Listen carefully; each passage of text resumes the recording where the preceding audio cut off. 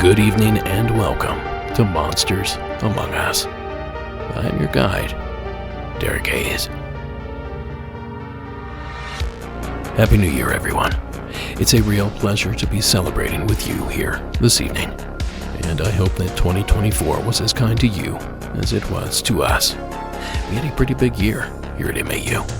Several benchmarks met, a few personal records broken, and tons of new listeners.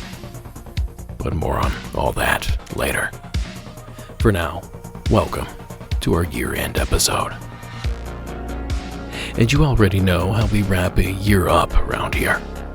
But just in case you forgot, this is the best of special episode, the 2024 edition.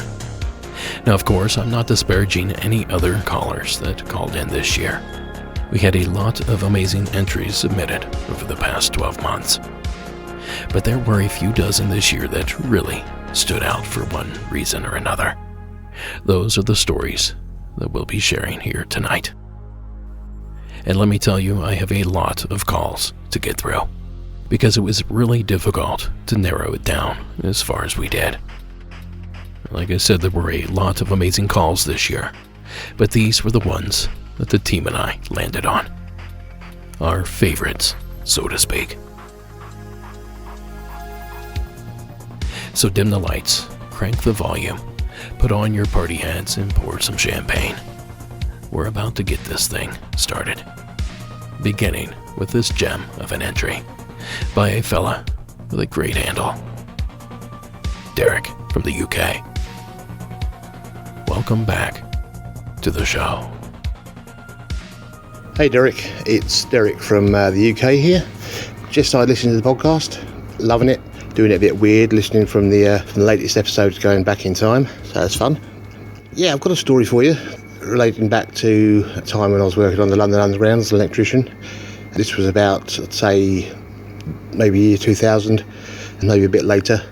I was working at Aldgate Station, just doing some electrical work, preliminary work for a big contract that was going on. There was me and one other electrician in the team. Yeah, and well, basically what happened, we were working in one of the electricity rooms that they have all over the underground station. And through a moment of lack of concentration, shall we say, I received an electric shock, which I found out later threw me backwards, and I was knocked out. The next thing I remember was being woken up by paramedics. And then I was put in an ambulance and taken to one of the local hospitals. Where I was looked after and put on monitoring for 24 hours is the way we do things over here. So after the shift, my colleague who was working with, a chap called Alan, very straight up and down chap, came to check on me, see if I was all right. It was about 5 o'clock in the morning, so we worked night shifts at engineering hours.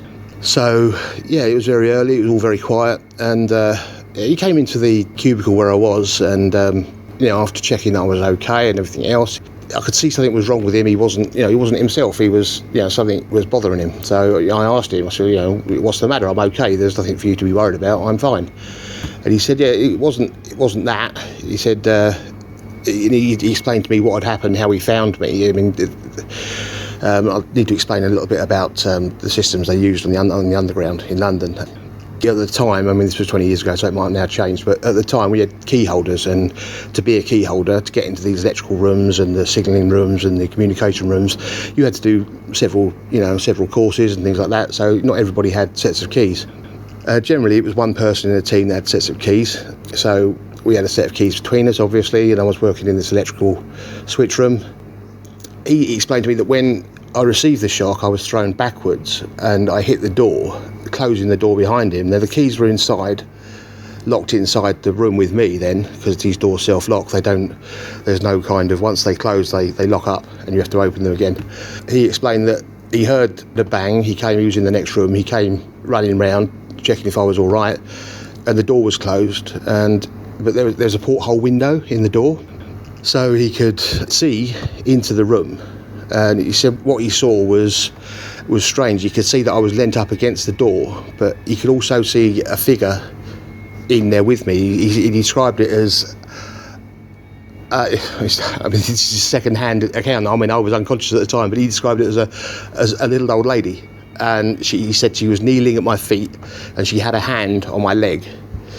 And he said he was banging on the door and trying to attract her attention, obviously trying to open the door so he could get to me.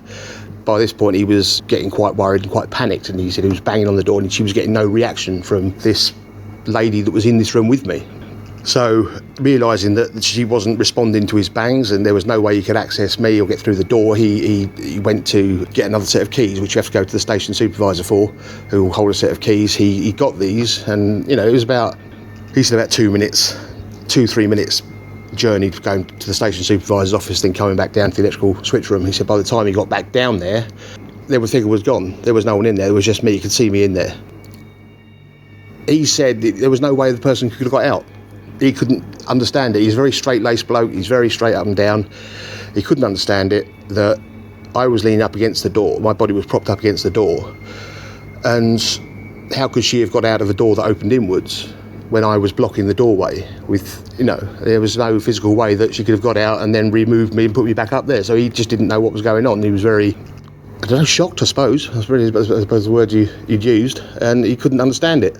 So anyway, the upshot is he managed to open the door, pushed me away from the door, got in there, the paramedics got me. I was kept in the hospital for 24 hours for observation. But yeah, when I got out the next day, we had to go back to the station to fill in the accident book. Obviously, because there's an accident, we had to fill it all in. So we were filling the accident book in. The station supervisor asked me what had gone on, asked both of us what had gone on, and Alan, being straight and honest, told him the truth. The station supervisor then did something which I thought was quite odd. He took out another diary apart from the accident book, another book which he recorded things in, and he took down the story. And I asked him, I said, well, was the accident book not enough? Why are you recording this, something else? And he turned around and he said, well, this isn't the first time this has happened, apparently. This figure has been seen around the station. There's another incident, apparently a good while beforehand, that another electrician or another worker had fallen across the rails, and the same figure was seen stroking his hair, or the same figure of an old lady was seen sitting with him stroking his hair. So whether this entity or apparition is just, I don't know, really. I don't know. Who knows anything? But something similar has happened before. So, and Aldgate is known as quite an active station. Yeah, so that's my story. Keep up the good work. I think your show's brilliant. And speak to you again soon. Cheers, mate. Bye. Thank you, Derek. Oh yeah, that little old lady. This was an incredible story. And if I didn't say it the first time we shared your story, Derek, we're happy to hear that there were no lasting effects of your accident, save for the mysterious old lady. And before I forget to mention it, that story originally aired on Season 17, Episode 13. And thank you again, Derek, for kicking us off. Now, folks, I have all kinds of creepiness in store for you tonight. But first, we have to make a couple of bucks. I'll be right back with a monster story. Don't go anywhere. When you listen to this station, it may be going back. Que voy a utilizar de aquí and I think that's just. Now, as promised, a monster story. A giant story. Well, a giant monster story, I suppose. Either way, from Season 17, Episode 1, the Government Worker Special, please welcome back this anonymous caller from parts unknown. Hey, Derek, I'm going to go ahead and start this off with saying government. Listening to your previous episodes, you want that as a header, as a government employee. I'm a land management law enforcement officer. I'm not going to say which agency. It's one of the federal agencies, be it Park Service, Bureau of Land Management, Forest Service. They all have their various law enforcement divisions. So I'm a law enforcement officer in that aspect, and this took place in, let's say, somewhere in California. So I was fairly new, was getting ready to go to the academy, riding around with a veteran officer, and, this officer showing me around this certain public land. Again, I have to be kind of careful with what I'm still currently active. And I'm riding around with him. He's showing me the ropes, showing me the areas, things like that, what the wilderness area is, what we're looking for, this, that, and the other. And as we get to this area, I noticed off to my right, about 3 to 5 football fields away, is what appears to be a man. How did a guy get all the way out there? Because, one of the things, we're responsible for is people's safety. And now this is an area where no human being can get to unless I guess it'll take you days if you keep going horseback, but there's no trails, there's no roads or anything like that. It's way out there. There's a big cliff, basically a cliff. What dawned on me is how big this person was. I'm aware of Bigfoot, Sasquatch, this, that, and the other. And it catches my attention. It startled me, like, holy, But the first thing that caught my attention, this is a safety issue. Tell the officer, hey, the veteran officer, hey, look, man, what's that guy doing over there? Hey, look. He looks exactly to what I'm pointing to. He sees it. He turns pale. His hands started shaking, and his lips turned, like, pale. Like, I can't explain it. A lot more paler than his face did. He didn't acknowledge. He didn't say anything. He immediately turned the vehicle around and started driving out of there. And I'm like saying, hey, dude, that, and it dawned on me that he had to have seen this before. It was my first time seeing what I think was a giant. I don't know what I don't know what else it could have been. It looked like a normal person somewhat, no clothes, just huge. And this is somewhere in California. I can't get any more specific than that. But fast forward, I've been with the agency for about 5 years, and let's just say that's the tip of the iceberg of what I've seen doing this job. A lot of us have stories. A lot of us won't ever say anything. But yeah, what I believe I saw was some form of just really giant humanoid type of being standing on a cliff. And this veteran officer who had been doing it for at least 20 years, he was terrified. That's the story. But get to the point. Got a lot more since I've been doing this job. So if you're interested, let me know. Well, we're definitely interested, caller. If you have others like that one, we want to hear them. Just give us a call. 888-608-NIGHT. That's 888-608-NIGHT. Or record your story in the form of a voicemail and email it to me at monstersamonguspodcast@gmail.com. Now, let's visit a call from all the way back in Season 16. From Season 16, Episode 26. Please welcome back Alex from New York. Hi, Derek. This is Alex from Broome County, New York. So back in October, my wife went to the casino for a little bit. She's the type of person who she'll go to the casino with $100 and come back with $5. And this is something she does to relieve stress. So I don't think much of it. She calls me on her way back, and she's in a mild panic, I would say. Her car had died briefly, and there was no traffic on the highway for like 10 or 15 minutes, I think she said. And then her car started back up. Like, at this point, her phone had also died, but then it started back up again. And this, I don't want to say it's a well-traveled road, but like it's a highway. At the hour she's driving, I've never seen it be empty for that space of time. Like, there's always somebody. So she's calling me, she's kind of panicked, and she stays, like, we stay talking until she gets home for like 15 minutes. And so, I'm talking, trying to calm her down because, well, it's pretty obvious. Like, I'm thinking, like, all right, well, that's weird. That's super weird. She's also thinking it's weird. I don't want to say aliens, but that's not uncommon for cars to lose power in that situation, according to the stories. Anyway, I don't think too much of it until the next morning when I reference what happened last night, and she has no idea what I'm talking about. Like, she thinks I'm pulling her leg. She has no memory of anything weird happening on the drive back. She has no memory of calling me, of talking, until she pulled back into the garage. I'm fairly freaking out because, like, am I losing my mind? So I go in and I look at my phone and I check, like, yeah, there was a call here, 15 minutes, October 13th. I know because I just checked it and it's still in my phone. And at this point, like, the hairs on my arms are sticking up. I am freaked. I could easily explain, like, some weird car trouble, just a quiet night on the highway, whatever. But her not remembering any of that, it got me pretty weirded out.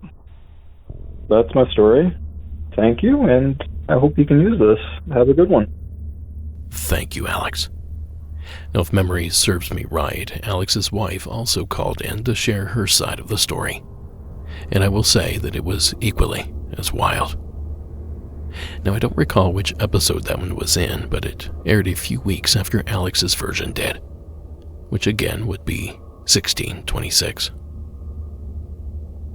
Now, before we move on to this next entry, time for some gloating.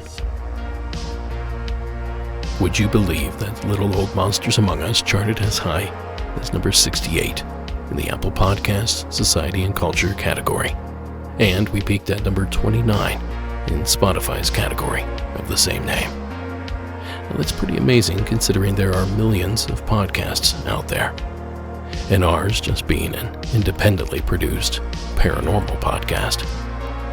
Not exactly mainstream. Anyway, speaking of millions, thanks to all of you, we hit nearly 7 million total listens this year. That would mean we received at least 7 million hours of listening time in 2024. Simply incredible. And we thank all of you out there listening that helped make these numbers possible. Okay, enough bragging from me. Let's lock and load this next entry, a ghostly story from a gentleman named Nick from Season 18, Episode 1, The Amusement Worker Special. Hey Derek, this is Nick. I absolutely love the work you've done with your podcast, and I just wanted to let you know it helped get me through plenty of night shifts. I wanted to share an experience that took place in December 2009 in a small town called Erie, Pennsylvania.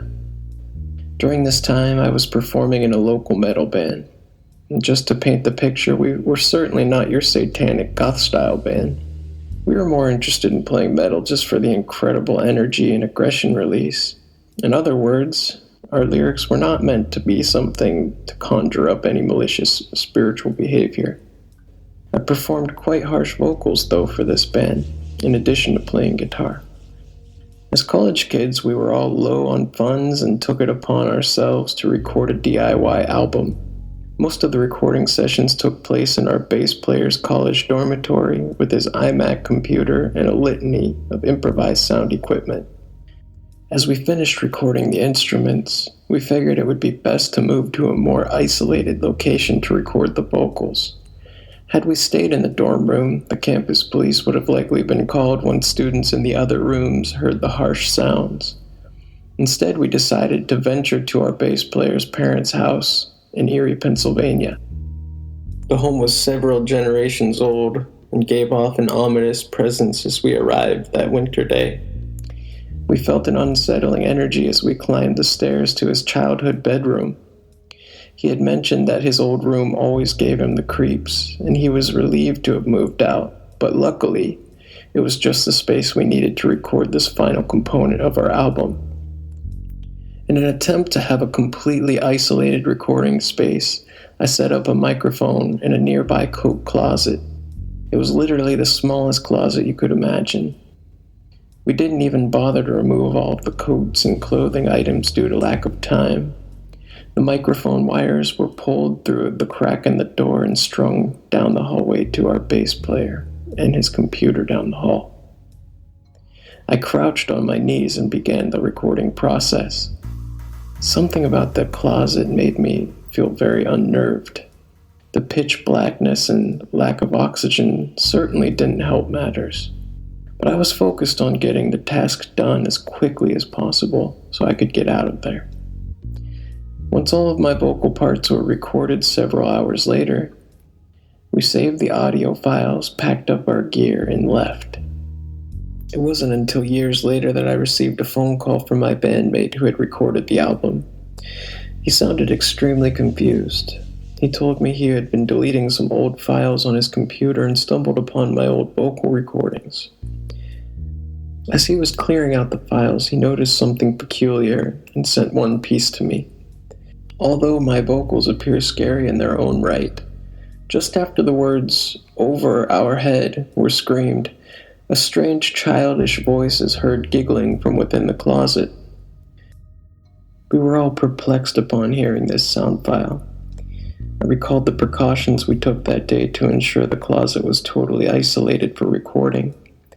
The only sounds picked up by the computer in a distant bedroom would have come from the microphone I was using.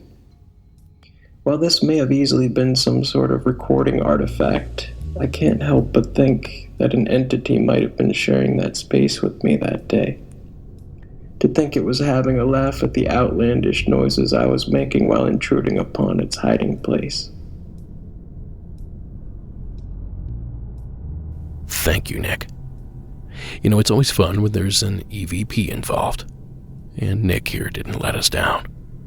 Now here's the EVP he was just telling us about. Played several times, and even slowed down a bit there at the end. Now a warning, like Nick said, the vocals are a bit jarring, out of context. So you might want to turn your speakers down for a second. Over our head! The sound of silence! Head! The sound of silence!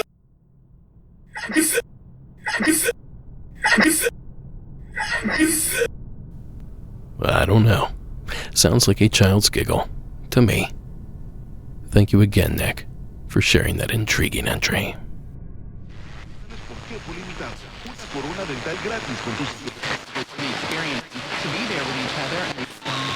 Does anybody want to play the Cincinnati Bengals and take it in? No. Promise you.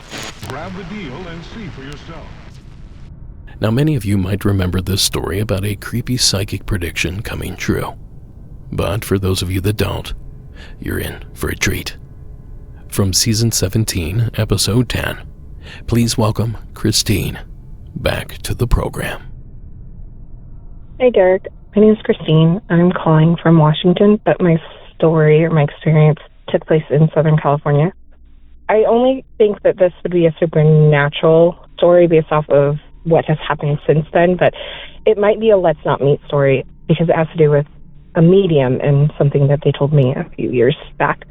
So this happened in the summer of 2004, and I remember that because I turned 18 and I was working at a pool as a lifeguard.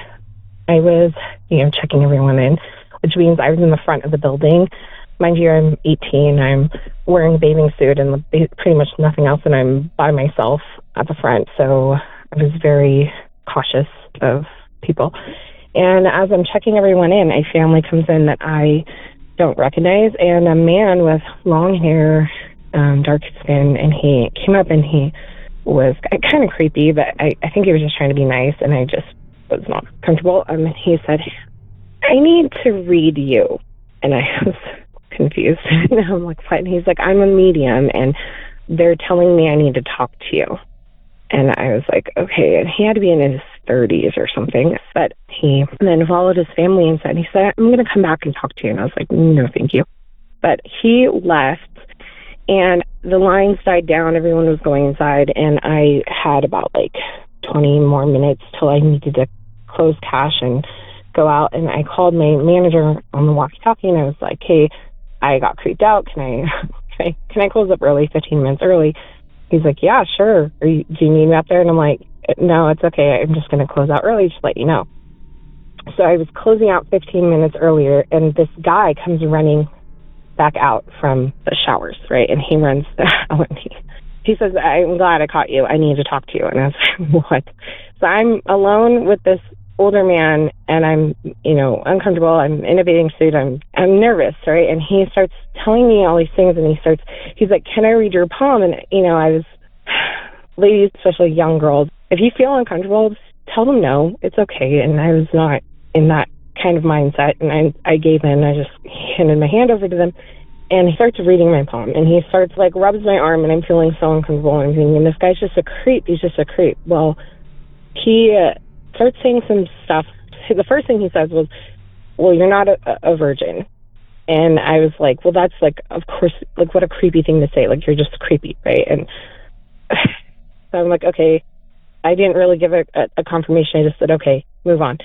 And then he said, okay, so it looks like you're going to have, a nice life. Your lifeline is healthy. You're going to have a good life. I see that you're going to get married, but you're going to get married twice. And the problem is I can't see whether it's by death or divorce, but you are going to get married twice. And I was like, well, that doesn't give me any answers. That tells me nothing. You can't tell if it's death or divorce, but you're just saying I'm going to get, something has to happen, right? So I just, okay, that's kind of crazy. That's weird. And then he gets really somber, and he says, I'm really sorry to tell you this, but you're going to have 3 children, and one of them is going to die. And my heart kind of dropped, and I was like, what, why are you doing this to me? You're such a weirdo. You're so creepy. Why are you doing this? And I'm thinking, this man is just here to make me uncomfortable. And he did tell me other things. He read other things on my palm, I guess, and I don't remember them because I was so upset, and I'm shaking now just remembering that feeling. But he did tell me other things. I just don't remember them. So I was obviously upset because who says that to an 18-year-old? Your kid's going to die. And so I went to my manager, and I was visibly upset, and I was crying, and I said the guy came back, and I told him all the things that he told me. I told him that, he said, kid's going to die, and I was just very upset. And my manager, who is atheist, and he does not believe in anything, and he was like, you have to ignore that, that guy was just a weirdo, he's just, why would anyone say that to someone and look how upset you are? Why would someone, that was weird, don't worry about it, he's just messing with you, essentially. Well, I kind of shake it off, and I move on, and, years start passing, and I start dating my now husband, and we've been together, we're celebrating our 15-year anniversary this year. But, a few years after that, I would say 3 to 4 years after that, and I'm talking with one of my friends, and she's telling me, we're swapping paranormal stories, essentially. And I was like, yeah, I had a supernatural thing. I'd say, well, I guess, I don't know if I believe in mediums, because you might think it's not supernatural, that it's just, yeah, there's mediums in the world. And then you might see it how I see it, where I didn't believe in them, and then something happened, and we were telling, and I started explaining what he said to me and relaying this story again. And when me and my husband got married, he was being deployed. He was in Afghanistan, and I planned the wedding. He was gone, and he called me and said, we have to cancel. I'm not coming home. So I canceled the wedding. Luckily, he did actually come back fairly close to our original date, but I had canceled the wedding because I didn't know when he would be back. So we ended up having a courthouse wedding. And it was really quick. It was just family. And we just got it done because I was like, well, we already plan on getting married. I want to get married. And anyways, we did. And then the same year I was pregnant, and my daughter, I became preeclamptic, and I went into, she was prematurely born through via emergency C-section. And she did not survive. I almost didn't survive. She lived about a week in the NICU. Her body just wasn't developed enough. And so we had to let her go. And so she passed. And Sorry. So, anyways, I was telling my friend about that, and I was explaining, I was like, when I got a tattoo, like, of my daughter's name, I put one big flower, and then I put two smaller flowers, and I don't know why. I think I just, aesthetically, I liked it. But I had always said, like, oh, well, we're going to redo our wedding, because we had to have a courthouse wedding. And now it's coming up we're celebrating 15 years this year, and we were just talking about how on our 20th anniversary, we're going to do a renewal of our vows. And that would be a second wedding that wasn't because of death or divorce. I have 2 children, surviving children right now. So I had 3 children and 1 passed. It's strange because it took so many years for this all to come to pass, and I didn't believe it at first. I was wanting to shake it off as a person who just wanted to make someone uncomfortable. But now I see that it was supernatural, and it was years and years coming. So I guess the point of the call is that sometimes you have these experiences and it just takes years and years for you to see it. I appreciate it. Love your show. Big fan. Thanks again. Bye. Thank you, Christine. One of our creepiest calls of the year by far. Whether or not the dude meant it to be or not. And heartbreaking as well. Again, we're sorry for your loss, Christine. Now, if the details Christine just laid before us happened by mere coincidence, that's pretty incredible. But if a prediction was made because a strange man had some sort of ability, well, that would be pretty incredible as well. Either way, another big thanks to Christine for sharing her gut-wrenching experience. Now, folks, another call that really intrigued me this past year was one sent in from the state of New York not that long ago. Season 18, Episode 5. It involved what some might classify as ghost children, or, as I'm starting to suspect, a slip in time. Regardless of the cause, Michael's eerie entry was one of this year's best. Please welcome him back to the program. Hello, Derek. Michael here from Central New York. First-time caller and big fan of the podcast. It's my favorite, and I listen to it weekly while I'm at work. So I'd like to submit my own, what I believe to be a paranormal experience in which I was reminded of after listening to The Bloody Stranger of Season 17, Episode 4. I was roughly 11 years old when this took place. I'm 34 now, so this happened quite some time ago. My parents were heavy chain smokers, so they would drag me and my sister along to a reservation in Pembroke, New York for cartons of cigarettes. And we lived in New Haven, New York at the time, so it was quite a hike there and back. We would get back to our house really late at night, from anywhere 10 p.m. to 11 p.m. at night, and the dirt road in which our house was located on also led to our dirt driveway, which, mind you, was 1.5 miles long and had absolutely no lights at all, no street lamps, and was a heavily wooded area. And the night in which this event took place was a nice clear night, but was still incredibly dark because of the trees, and the road was only illuminated by my dad's Chevy Blazer's headlights. So as we turned onto the driveway, about 1/4 mile in, all we see is a set of lanterns ahead. And as we approached the lights, there were 3 kids dressed in very odd clothing to me at the time. Later on, I learned that there was quite a bit of Amish folk that lived in the area, and I made the connection of the style of clothes they were wearing. One thing I noticed with the kids is that they were extremely pale. We're talking like livor mortis type pale. My father rolled down the window as we pulled up to them and asked what they were doing in our driveway so late at night, and neither kid answered. They simply stared at my father and continued walking by the vehicle.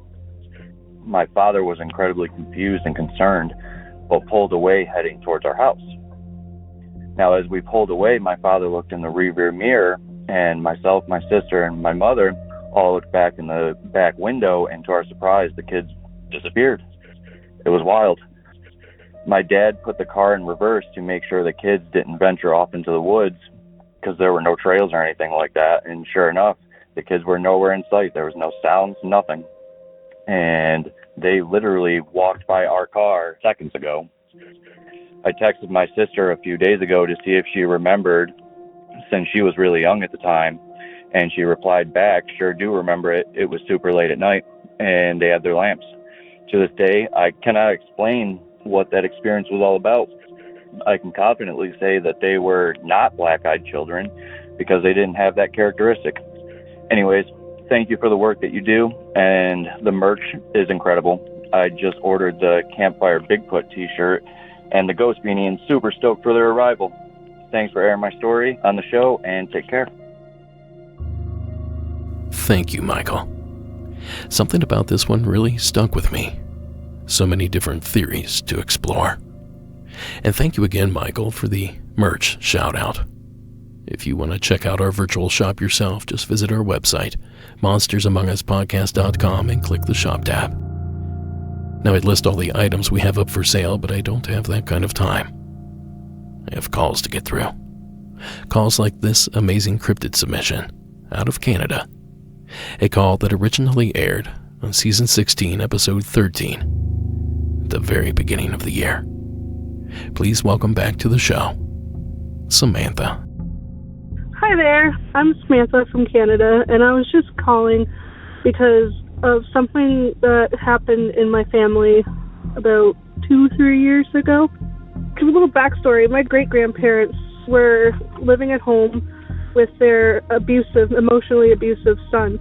My grandmother, their daughter, went over to visit them, and as she was leaving, she seen in behind the garage a figure walking by that she describes looks like a humanoid, but had the face and the structure of an anteater.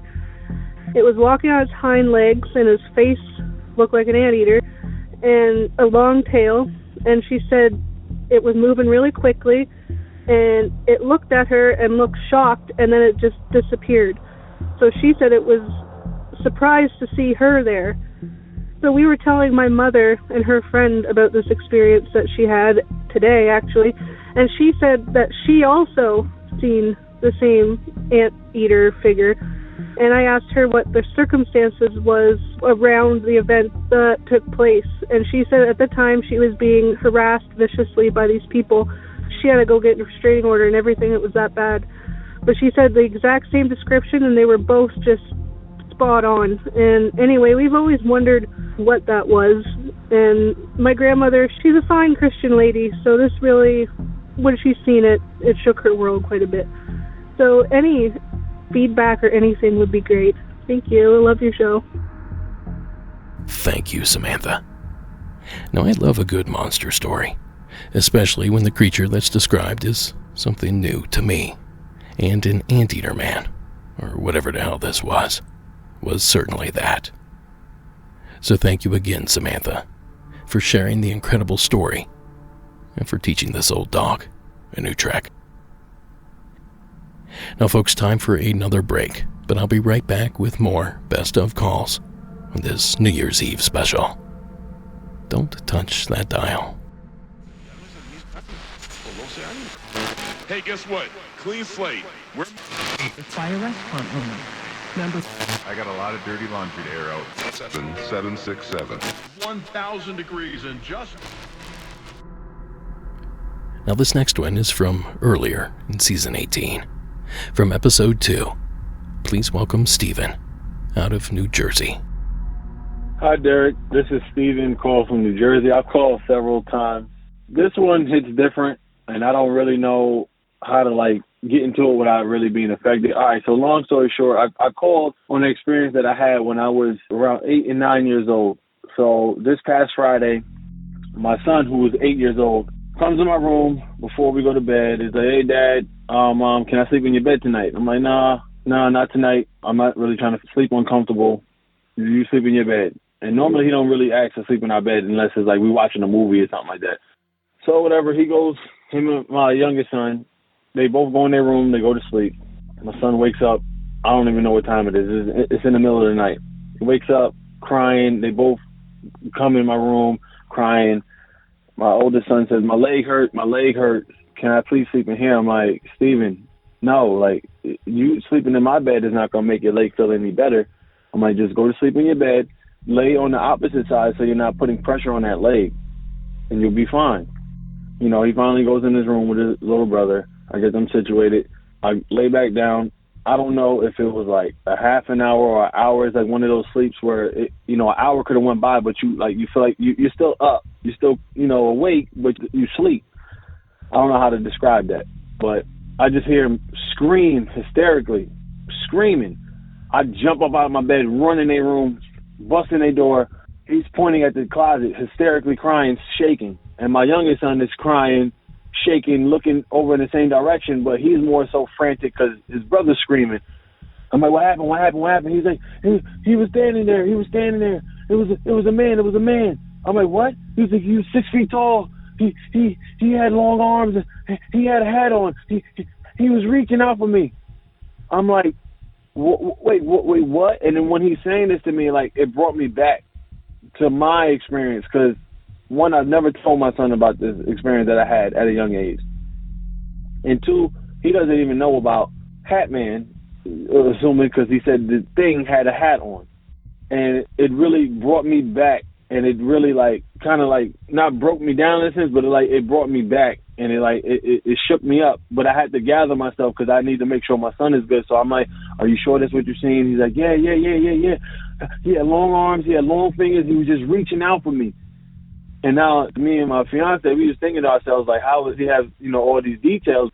I started thinking, I'm like, well, his closet is right up on his bed. Like, it's right near his bed. So if he's seen it near his closet, it's close enough where he can get a description and point out details if he can make anything out. And I'm like, everything that he described is everything that I seen as a young kid. So I called my brother immediately. And I was like, bro, you remember what happened, you know, us in the Bronx? And he's like, come on, man, you really talking about that again? I'm like, no. It's not that. It's Steven said he's seen the same exact thing last night. And then he just stopped. He just like, what? I was like, yeah. And I've never told Steven this story. So how did he have the same exact details of the thing that we've seen years ago? And it's just weird because, you know, he's a junior, but he sees it around the same age that I've seen it. And then when I both in my room, because at that point I'm like, I'm real compassionate. I'm like, all right, just come on, I got you. And nothing's going to happen. They come in the room, and then my youngest son, he's like, Daddy, the superhero's coming. He's going to come in here. He's coming. I'm like, the superhero? I'm like, nah, don't worry, Daddy got you. And from that point on, I stood up for like an hour and a half just watching the door, making sure nothing happens. And then what's weird is my daughter, my youngest child, my daughter has a push toy, and it's real sensitive. So even if you make a slight vibration on the floor, it starts going off. And all of a sudden I hear out in the hallway, let's start walking. That's her toy. And I'm like, where it's situated, it's up in the toy chest because I don't like to have it on the floor because the dog roams around and sometimes he bumps into it at nighttime. So for that to go off after this whole thing happened, it's very weird. But I'm holding it together, but I had to get this off my chest. I finally talked to, you know, other than telling my brother this, I finally talked to my dad. But when I was telling him about my son's situation, you know, he was taken back a little bit. And I told my cousin, who me and him enjoy your podcast, you know, I told him finally, and yeah, it's just crazy. I hope, you know, y'all enjoy the story. I mean, I didn't really enjoy it, but, you know, thinking back on it now, I could breathe a little bit easier, but it's yeah. So y'all stay up, everyone. You know, be safe out there. Thank you, Stephen. You know, calls like this one make me happy I don't have children of my own. If Sarah and I have monsters in our house, we thankfully sleep right through those experiences, because there's no one here to bust into our room in the middle of the night to tell us about it. And no talking toys going off at night, either. Kudos to you, Stephen, because it sounds like you handled a difficult situation perfectly. And I bet having experienced it yourself many years ago played a big part in that. Thank you again for sharing the call. Now, I'd mentioned a few different Spotify statistics earlier in the episode, but I have a few more that I think you might be interested to hear, especially if you're a fan of their New Year in Review feature. We had nearly 8,000 top fans on Spotify this year. Those are people who statistically listen to us more than any other podcast this calendar year. And our streams on Spotify grew by 51%, and our listeners on Spotify grew by 85%. And 69% of our listeners on Spotify were new this year. So welcome to all the newbies. And get this, we grew our Spotify followers by 35% this year. And a huge thanks to everyone that helped make that possible. But to be honest, most of that is my wife, Sarah. A lot of this growth is thanks to her. And I shouldn't have to tell you, but growth means more stories. And we need it to survive.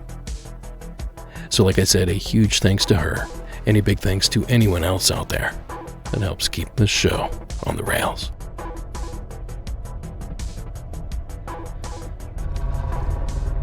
Now enough with the numbers. Let's share some more stories. Like this recent submission that had a lot of people guessing on social media and over at Patreon. Please welcome Kim from Williamsburg, Virginia, back to the show. Hi, Derek. This is Kim, and I'm calling from Virginia. This is my own experience that comes from, I'd say, 2008, 2007, somewhere around there. And it was in the month of October. I know that. My family and I, and at the time that was my husband and myself and our 2 children, who at that time were about 8 and 11, we decided to take a weekend trip to Colonial Williamsburg, which is about 3 hours away from us. So I had gone to school in Williamsburg. Every summer that I was there, I worked in Colonial Williamsburg, either doing hostessing at taverns or that kind of thing. In any case, I knew Williamsburg very well, and it was always a place that I enjoyed going back to, and still to this day I do. So at that point, we were interested in taking a ghost tour, which was sort of a new feature at that time. And we started out walking with, I guess, about 15 other people, maybe. It started, I think, around 7:30-ish, so it was getting on the dark side if it wasn't already dark. And it was a really good tour. It was all walking tour up and down the streets of Williamsburg.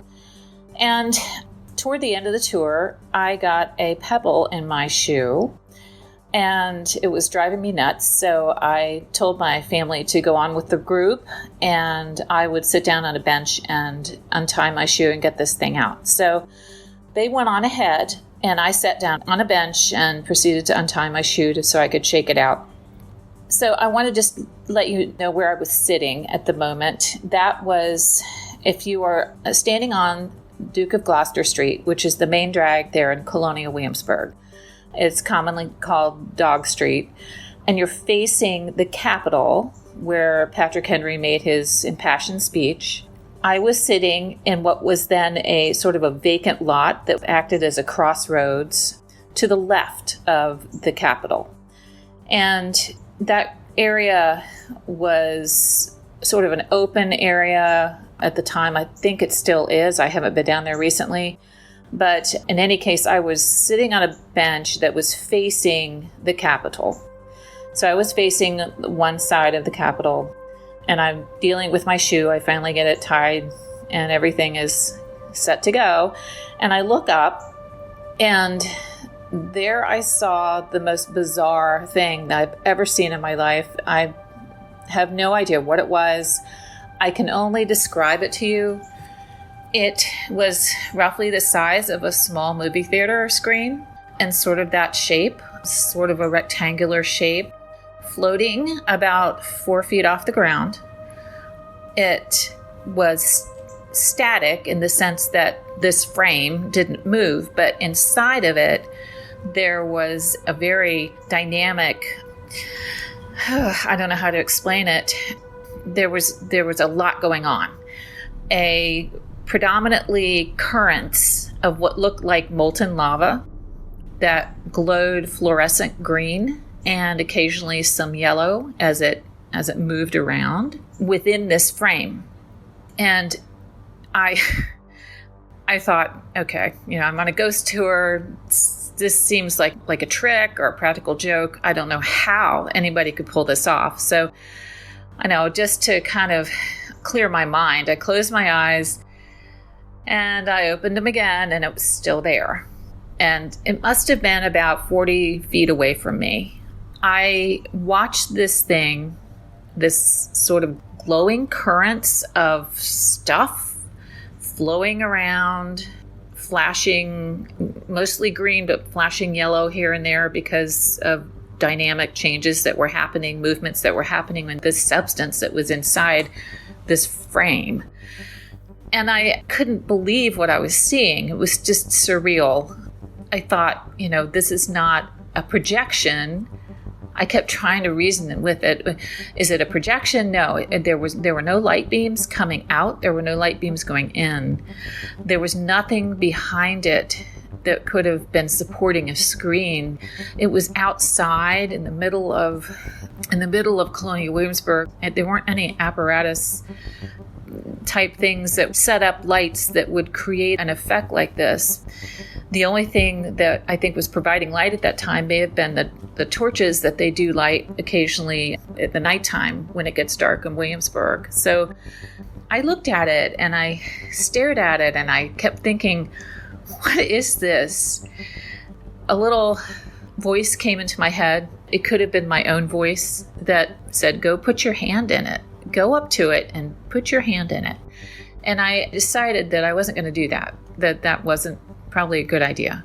And the more I looked at it, the more uncomfortable I became, because I kept wondering what it was, why it was there, why it appeared that I was the only one who could see it. And at the time, there really weren't many people around, but there were people around, kind of milling around, not necessarily right close to me, but, up on Duke of Gloucester Street, there were people. But you kind of have to be facing this thing because it's flat in order to see it. So I wasn't aware of anyone else in the area that would have seen this or could have seen this. And of course, my cell phone at the time was not capable of taking pictures, or if it was, I didn't know how to do it.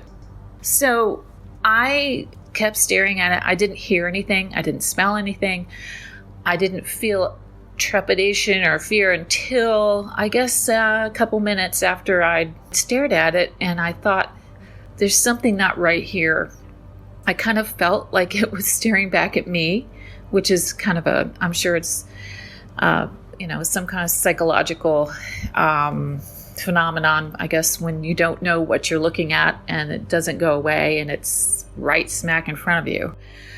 So I turned my back. I was so uncomfortable and I left. I didn't even look back to see if it was still there. I caught up with the group and I didn't talk about it with anybody for a while. I did mention it to my family later on when I was able to talk about it, but it was just too weird. I don't know if anyone else has had an experience like this. I couldn't call it a UFO, but I would call it an unidentified floating object. I also would like to know if anyone has had any experiences similar to this in Colonial Williamsburg. I'd spent a lot of time in Williamsburg and I'd never had any paranormal experiences. The only strange experiences I had were with people who visited Williamsburg. So I hope that you're able to use this for your show, Derek. I really, really appreciate it. And hello to all you Monsters Among Us fans out there. Thanks. Bye. Thank you, Kim. Now, that story originally aired back on season 18, episode 13, if you want to check out all the commentary that I did. And it's quite the head-scratcher you have there, Kim. I don't know what it was, but I thank you for calling it in. They need someone to come in. Happy New Year to you and your amazing mediocre segments. Losses over H1 Broad. Now, for another call that makes me happy to be childless. Wes, from season 18, episode 4. Welcome to tonight's program. Hi, Derek. My name is Wes. I have a little story for you from Baraboo, Wisconsin. When my kids were 7 and 4, they're now 11 and 9. We lived in this little duplex, and it was upstairs, downstairs duplex, and we lived upstairs. And we moved in. It was a month-to-month rental agreement, so we could give the guy 2 weeks notice and move out. We were just moving in and getting settled in, and the kids had one bedroom, and me and my wife had the other bedroom, and some strange things started happening pretty soon after we moved in, maybe 2 weeks. And we would find things out of place and maybe pictures knocked over, just weird things like that. And eventually it got so bad to the point to where the kids were scared all the time. They would not sleep in their bedroom. We actually had to take their mattress from their bed and throw it on our bedroom floor because we just couldn't get them to go in their bedroom. Their bedroom was always cold. We couldn't get their bedroom warm. It was just the weirdest thing. And I told a friend of mine about it, and he says, "Oh, it sounds like you have some kind of unwanted entity in your house." And he gave me a Bible, and he highlighted some verses to read, which we did. We all sat in a bedroom one night, and we just read, and things didn't get any better. They actually got a lot worse. The attic, I guess you could say, of the house was in the bedroom, and there was a thin little board covering, kind of like the ceiling of a hospital, that thin cardboard with the holes in it, covering the attic. And pretty soon that board, in the middle of the night or whenever it happened, would come off of there every night. We'd always put it back. Eventually I nailed up a piece of wood. We'd wake up the next morning and the nailed piece of wood would be off. So I told my friend about it once again, and he got a hold of his church, and he actually had a priest come over and anoint the room with oils. And this priest came over, and he did his thing, and he was spreading oil throughout the house, and things still got worse after that. The children began to not respond like they would normally. And my friend, when he found out after I told him, he came over and he kind of did some Bible reading from some verses that weren't highlighted that he gave me the Bible of. And he told me that this room, there's something wrong with this room, that it was really uneasy. And he told me that maybe we should consider moving. And I thought, I'm not a huge believer in this stuff, and just probably new house jitters. I don't know what you would call it. But the kids, one night, we were reading from the Bible, and my 4-year-old son looks at me and he starts crying and shaking. And I looked at him and I said, "What's wrong?" And he said, "The dark man is here, Dad, the dark man." And I said, "The dark man? Who's the dark man?" He said, "He's standing right behind you."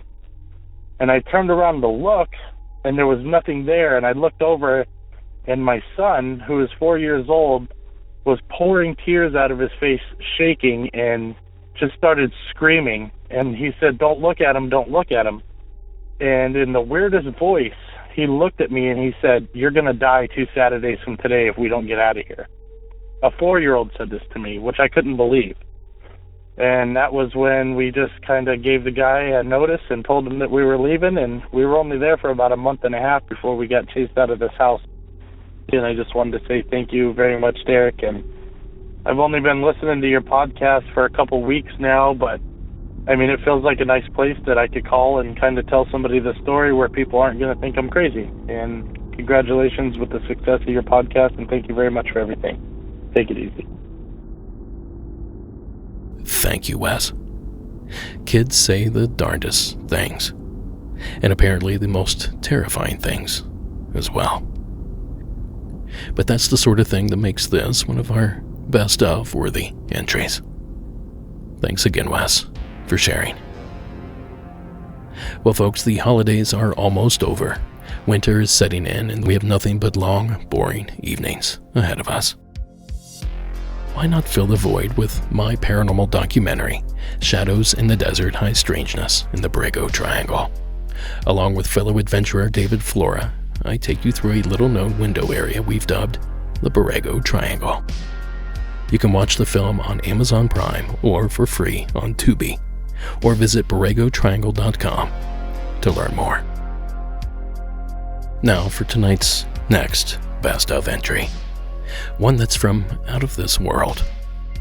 Please welcome this anonymous caller from Florida, whose story originally aired on Season 17, Episode 14. Hi, Derek. I am from Pensacola, Florida. I'm not going to leave my name, but I just heard, I think it was season 7, episode 4, of this girl who said she had beings come into her room and try to give her a vial of liquid. When I was in my early 20s, I'm so sorry, this is so traumatic, but yet it didn't scare me. I literally woke up on a ship. I had laid down to take an afternoon nap. And I know the difference between a dream and lucid dreaming because I am an avid lucid dreamer, and I could walk around the damn things and tell you when I'm dreaming. I looked over to my right. There were 2 other people about my age. There was a male and a female on 2 other metal tables. Looked over to my left. There was the most beautiful alien I had ever seen in my life. And it kept saying to me, without opening up its mouth, everything's going to be all right. You're fine. The being that was sitting to my left, it was definitely alien by far.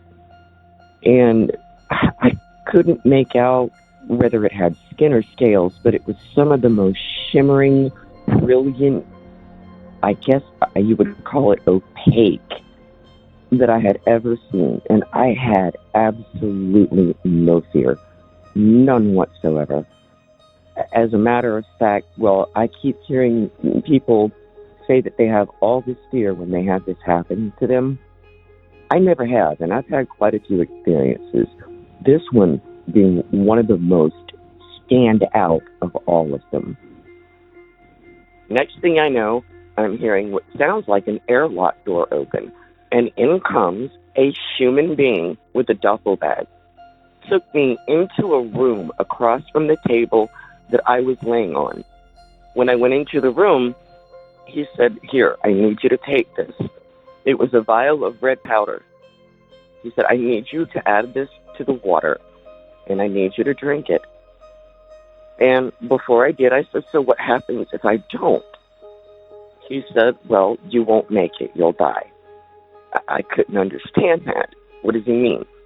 So I took it. The next thing I know, I'm waking up on the bottom of my bed, which is not where I laid down, and I'm feeling like this vibratory feeling running throughout my body, and I'm still hearing this creature, this beautiful creature going, "Don't worry, everything is all right." I have never known what to make of it.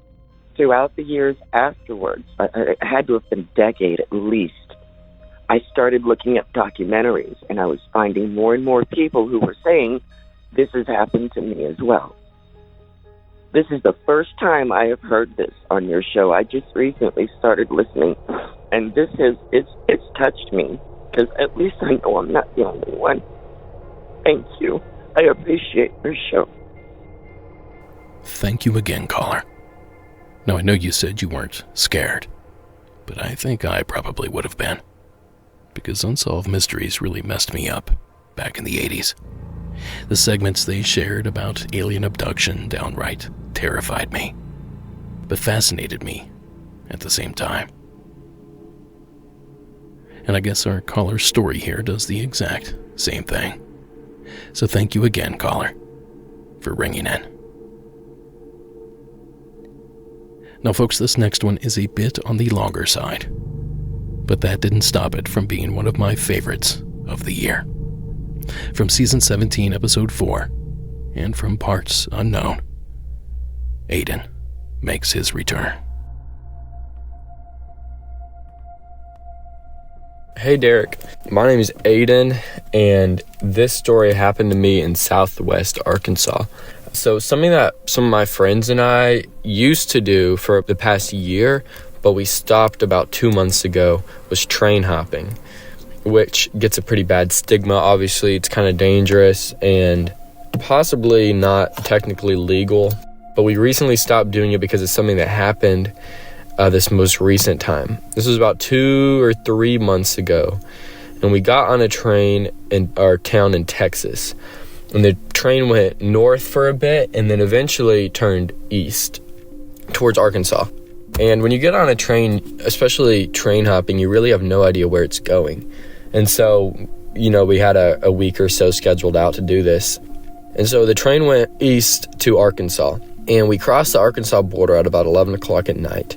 And the train car, it was me and 3 friends. The train car we had gotten was one without a roof. It looked kind of like a big dumpster, where it had 4 walls and no roof. And this was really good because you could stand and look out, but also at night you could just lay down and the wind wouldn't be getting to you, and you would just be laying there at night sleeping. So it was about 11 o'clock at night that we crossed the border, and about 1 o'clock at night, all 4 of us were laying there trying to sleep. And I'm pretty sure 3 of my friends were asleep, but I was awake and I was laying there looking at the stars. And when you're on a train, the train has a rhythm, and every train kind of has a different rhythm. They're pretty similar, but depends on how fast it's going, like the mechanical slight differences of each train. But you get used to the rhythm of your train, like the constant, like it's like a rhythm. So I was laying there listening to the rhythm of it with my head on the metal, so like I could really hear it. And all of a sudden I just kind of started hearing something else, like along with the rhythm. And I couldn't really even hear what it was. All I could hear was that the rhythm had changed.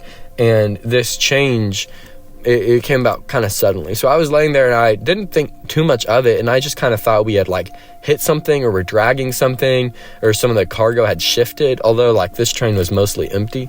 So I was just listening to this and I was trying to figure out what it was as it kept going, as the noise kept going. And one thing about trains is a lot of train tracks are one way, or like there's just one train track. And so if you're going one direction and there's a train coming right at you from the other direction, one of the trains has to get off and stop and pull over, because they have little spots to do this where you can pull over in the train, the other train goes past you, and then you can keep going. This happens a lot when you're train hopping, that it just kind of stops, and it had happened before. So we were laying here, and I was listening to this noise, and the train started to slow down, and we were in the middle of nowhere, so I was figuring it was just another one of these common, like, stops. Usually they're about, 1 to 3 hours, and they're in the middle of absolutely nowhere. So this train started to slow down to stop, and I could instantly, tell that this noise wasn't coming from the train. Like, it wasn't part of the actual train mechanics, because as the train was slowing down and stopping, and the rhythm of the train was, slowing down as it was slowly stopping, this noise that I had been hearing stayed the same volume and the same speed, I guess, but it wasn't changing along with the train. And I was like, that's weird. Normally, if we weren't on a moving train, I would think this was like something in a field or something. But since I'd been hearing it for quite a while, I knew it was on the train. And as we slowed down, I started to be able to tell what the noise was. It was like this deep wailing, like somebody was crying. But it was like just so much anguish, and like, I don't really know how to describe it. I know you like to have examples to hear. So the best thing that I can say it was the movie Midsummer, and there's a scene where like the main girl is like crying these deep anguish wails, and it kind of sounded like that, just so you have an idea of what I'm talking about. So it was these loud noises, and I could tell it was coming from like a couple cars in front of us, and I can't quite remember if I woke my friends up or if they woke up on their own because of it and because the train was stopping. But we were all listening to it, just frozen, like, what on earth is this? And we started like whispering. We were like, it couldn't be an animal, because an animal wouldn't be on the train, and if there was an animal on the train, it would have like jumped off or by now, because the train wasn't moving. We were thinking maybe it could have been a person that was also on the train that had gotten like seriously injured, but that just didn't seem right. Nothing really was making sense on what this noise could have been. And it was definitely not mechanical, because obviously the train was stopped and it sounded like somebody wailing and crying. So after about 10 to 15 minutes of listening to this with the train stopped, I really wanted to kind of find out what it was, especially if maybe it was a person. And I was, I guess you could say, more attached to the sound just because I'd been hearing it this whole time. And so we were already kind of ballsy, I guess, doing train hopping, so going to find out what this wasn't like a huge step in courage, I guess. So we climbed over the edge of our train car and started walking along the tracks towards the noise, and I was in front, and there's like the wooden planks, and we were walking on those, and I kind of pointed and was like, hey, don't step on the rocks, because that makes quite a bit of noise, so walk on the wooden planks. And we were holding onto the train, and there were no lights. It was dark. It was like a field or a forest or something like that, but there were no houses, no lights, really anything. And we were just feeling our way. And as we got closer, like, I could see what car it was coming from. And this was a train car that had just two walls, one on either end. And usually they'd put like planks of wood or like logs or something. And so I could tell as I got closer to this car, I could see one of the walls of the ends of the train, and there was the wall closest to me. And I could tell it was kind of behind this wall that this noise was coming from. And we got closer to it until it was just the next car. And it was just same volume, same intensity, same loudness, just this wailing. And I had been a little creeped out this whole time, but I was pretty scared, and my friends were probably too. But I think it was definitely, if I was alone, I would have never checked it out. But it was good that we had some friends, and we all kind of, had already been through some scary stuff with train hopping. So we were a good team to do this. I was in the front, and I kind of moved forward enough to where all I had to do was just move my head around the wall and see what it was. Like, I could tell it was like 6-7 feet just around that corner. And I can't remember how long I sat there waiting, like trying to get the courage to just literally just move my head, move my eyes around and look and see what it was. I was expecting kind of like a lady crying. It sounded like a female voice. I'll say that. And I was fully expecting something to be there, a human or something. I had no idea what it was. And so I really quickly, after a second getting the courage up, I just moved my head around this wall to see what it was, to see on this car. And the very second that my eyes went around the corner, just the absolute millisecond that I would have been able to see it, the noise just absolutely stopped. Like dead silent, mid-wail, just completely stopped. And there was nothing there. Nothing at all. The car was completely empty.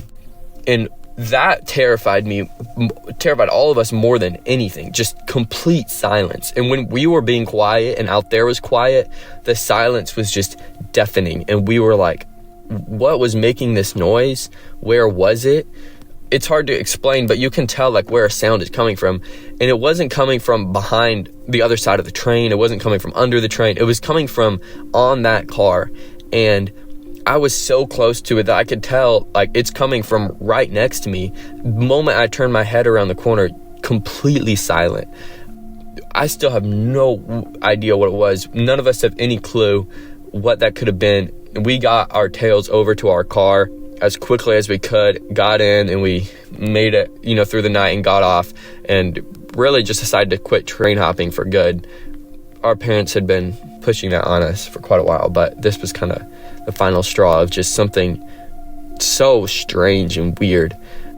I know that the story might not sound completely believable. I do have videos from that night of us like getting on the train, being on that car, so I can send those over along with this, just a little bit of evidence, I guess. We didn't video that noise because we didn't even think terribly much of it and didn't even think to video.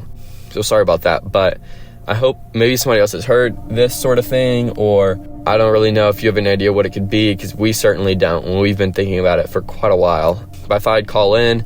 Been listening for about a month now, really enjoying it. So thanks for the podcast, and hope you can use this. Have a good one. I still want to know what was on that train car. The timing of the sound stopping is nothing short of eerie, whatever it was.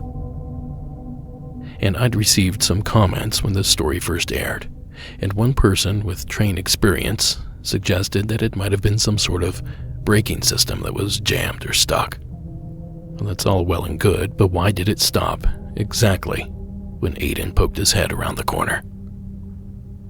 Like I said, the timing is just too good. Well, either way, we love the story. So thank you again, Aiden, for sharing. Someone that's got a little bit of skins on the wall that knows. 20 minutes. Looks like I do have. Thanks, Jamie. Reporting beneficial ownership information. Chief.COs. More importantly, the worry work out of your financial future by having... Well, folks, I have one more story for you tonight. But this is far from the end of the best of New Year's festivities. I'll be back on Thursday with the second half of this special collection. A couple dozen more stories to share with you. A monster-filled episode that you do not want to miss. But first, to wrap this installment up, a call that received all sorts of chatter after it aired on Season 17, Episode 2, The Government Worker Special, Part 2. Welcome back to the program, Mr. Officer.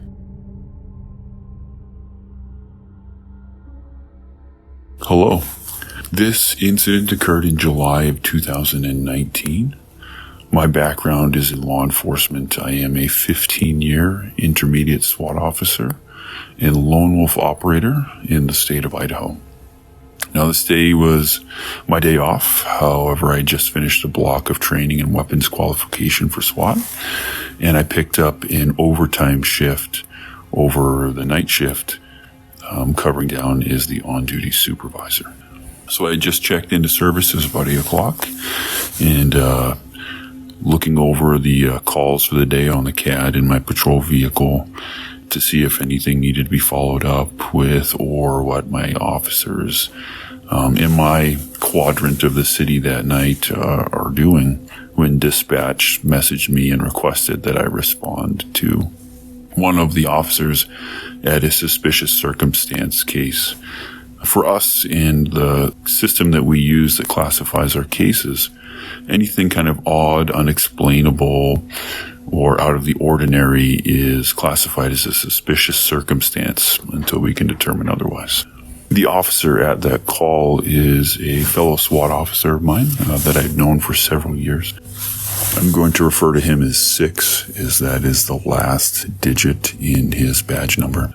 6 requested I respond to him to assist him. So I quickly looked up the call notes and saw that there is a son at his mother's home. He could hear noise coming from the basement. Also had these power of attorney over the home and his mom, and wants officers to go in the basement and take a look at it. Now, that time of night with distance that he was away and with nighttime traffic, it took me about 15-20 minutes to get to him because it was the outskirts of the city at an old farm home. And when I pulled up, I observed it was an old yellow stucco farm home with a rock foundation. You could even see the old knob and tube wiring coming off the home. As I pulled in the driveway, I noticed 6 was at the end of the driveway talking to an adult male, and there was an elderly female on a porch and an old bench. Not looking super pleased that the police were there, but truthfully, most days people aren't pleased when the police are at their home. So I updated dispatch that I was on scene, exited my patrol vehicle, made the way over 6 and this individual, and asked what had been going on. And the son explained to me that he'd come over to his mom's house to visit, and while they were talking, he heard some noises coming from the basement, some kind of bumping, like maybe something getting knocked over. And he didn't think anything of it at first. It's an older home, and maybe there's some kind of an animal down there, so he just kind of shrugged it off. But as it happened more frequently, and then started to hear voices coming from the basement, he became concerned and asked his mom if anyone was down there.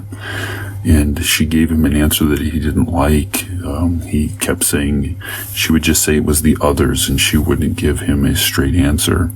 And he pulled out of his back pocket his paperwork saying he's the power of attorney. I quickly looked over the paperwork, and it all seemed to be in order. And as I was doing that, his mom started to get up and walk over toward us, and he asked that we searched the home to make sure that no one was squatting down there or taking advantage of his mother, and also told us that the basement isn't habitable. It's an old dirt floor with no power down there. And when he wanted to go downstairs and take a look, his mother became very agitated with him. It was around that point that his mom had got to me and walked over and asked if I was the supervisor, and I told her I was and gave her my name. And she grabbed my hand and looked at it and held it and just said, "You're a nice boy. Both of you are nice boys, and I don't want you to go in the basement." And I asked why, and she got kind of irritated and rolled her eyes and huffed a little bit, and I told her, I understand that she's told her son, that she's told my officer, and now I'm asking her to tell me too. But we were called there, and we're only trying to help to the best of our abilities. So she explained that it's the others. And when I said, "What do you mean by others?" she got irritated again and said, "Well, they're the others. They were here before me. They'll be here after me. They won't want you there, and it will cause problems if you go downstairs." And I kind of looked over at Six, who had this look on his face, and I've learned to trust Six and his gut feelings and premonitions that he gets. He and I have served as SWAT officers together for years. I've been his commanding officer. It's been his gut feelings that have gotten us both out of some bad incidences alive. He always says it's because he's in tune with his surroundings and his heritage of being Native American, that he credits these gut feelings or promptings. And I politely explained to the older woman that her son does have power of attorney, and he's asked us to be there and to clear the property. And she threw her hands up and said, I know, I understand he's in charge. And I thanked her for her understanding. And I asked the folks if they'd stand off to the side while I had a moment to visit with Six. Because again, I could see that he was feeling something. And so when they're away out of earshot, I asked him, I said, "What is going on?" And he just said, "Sir, there is a fog. There is a mist of blackness surrounding this property, and there is something in that home." And so I acknowledged his statement, let the folks know we were going to be heading into the home, and updated dispatch that would be in the home, and made our way there. We opened the front door, and as you walked in, it kind of led us into a kitchen greeting area. Past that was a double swinging door into a living room, but we were taking a left through the kitchen and over to where the garage was.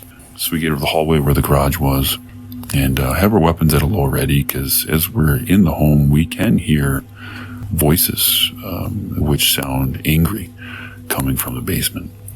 And so Six opens the door. I stand off to the side, on the side that it opens from, so I can take an advantage of seeing through the door first. It opens, and just like any old basement opens, you can feel the cold air coming, kind of the damp mist or odor coming from it. And I started to make my way toward the doorway. I activated my light on my weapon, and as soon as I crossed through the threshold of that doorway down the stairs, it felt like every bit of exposed skin on my hands and neck and face were under attack by pins and needles. It wasn't unbearable, it was absolutely uncomfortable. And I made my way down the steps, and the steps were very narrow, very, very steep, very similar to like a boat, where the ladder or steps going from different floors, you have to turn around and go down backwards because they're so steep. And anyways, when I get to the bottom, I see off to my left are some old boilers. And again, there's no light, so it's just the light that we brought with us. And old boilers off to the left where the home was converted over the years from wood to oil, and then later on, whatever kind of heat. And then to our right is steps going up to a bulkhead out of the basement. But in between those is a very small doorway. I call Six down to me, and he comes down, and as he breaks through the doorway, he says, "Do you feel that?" I told him I do, and I don't like it. And so he came down went down past me and around, and then moved off to the left, and then I moved off to the right. And we're standing at roughly 45-degree angles from those doorways so we can cross-cover each other through that doorway. And don't hear anything at this point. And I give him the nod, and I go first. I compress my weapon into me, step through at a 45-degree angle, and he does opposite of me. It's because, like I said, we're cross-covering into a small rectangular room. And if you split that room down the center, saying 12 is at the top, 6 is at the bottom, 6 is in the number, not 6 is my backup officer. I covered the 6 up to 12 area, and then Officer 6, if you will, covers from the 12 down to the 6 area. Now, we both notice that there's a few little wooden trinkets here and there, cardboard boxes, but nothing stacked, nothing where a human being could hide. But at the 12 o'clock of the room is a small wooden rocking horse, a white rocking horse with the paint has been faded and chipped over the years. I remember the tail and mane were just a dingy white from being used over the years. And I remember seeing that rocking horse and just becoming fixated on it and not knowing why. And just kind of this feeling of kind of a heavy feeling coming over us, almost a depressing feeling or hopeless feeling coming over us. And then a few moments later, my radio went off with my dispatcher doing what's called a security check on us, wanting to make sure they were safe. And I kind of shook it off and thought, well, that's weird. We've been in the home for under a couple minutes. They're aware of what we're doing, and it's not ordinary for them to security check us in these incidents so that we can keep our total attention on clearing a structure and what's potentially around us. And so I responded back with my badge number that both units are code 4 and looked over at 6 and shined a little splash over light on him, and he seemed kind of dazed, kind of wide-eyed, and I shook him and kind of brought him back to reality, if you will. And he looked at me and he asked if I was okay, and I said I am, and he said he was okay. And we started to work our way back out of that room and up the stairs and out of the home. And as we got further away from that room, that hopelessness, that depressing feeling, that heaviness that was on us got better. It minimized as we moved away. And so up in the kitchen, we took a moment to kind of gather ourselves and thought, that's really odd. When we're done with this, we're going to visit on what happened, and then exited the home, and where we met again with the son and the elderly female that lives there. And she had this very smirk look on her face, and she recognized maybe the looks on our face, and she said, "Didn't feel good, did it? You should have listened, shouldn't you?" And I just, smiled, acknowledged her statement respectfully, and looked at the son and explained that we didn't find anyone, that there's no one down there.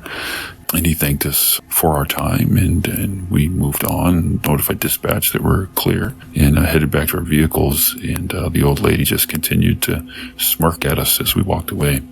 Now, when I got to my patrol vehicle, my CAD, my dispatcher, sent me a message and said, "What took you so long?" And I had no clue what she meant.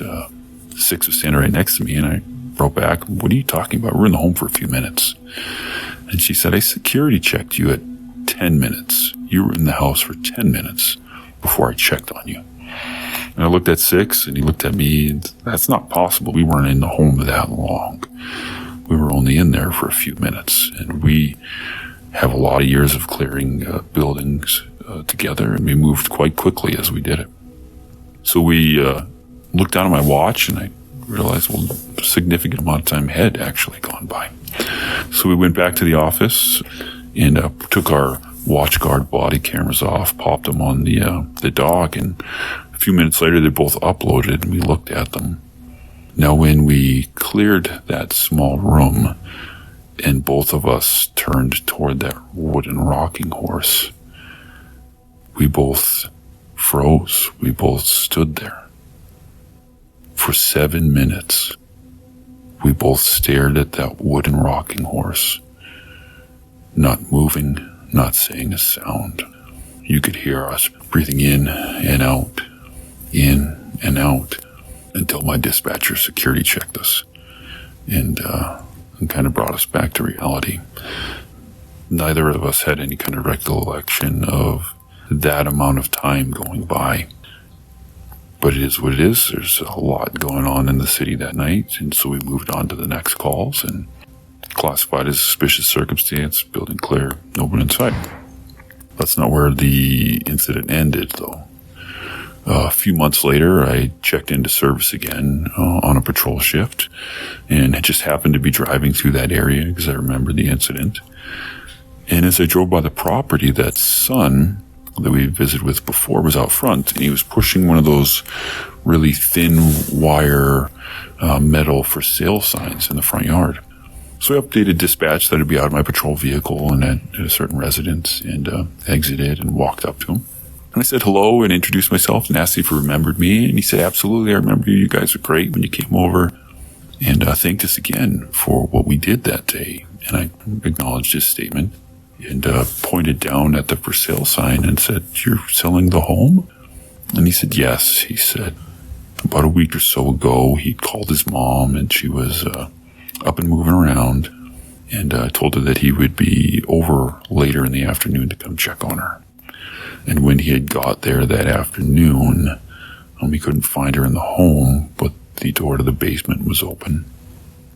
And when he went down to the basement, he had found her and she had passed. And I extended my condolences to him, and he thanked me again for my time, and I parted ways. And that is where this incident ends. Thank you for your time. Really enjoy listening to your show. Found it recently, and hope you enjoy the rest of your day. Bye.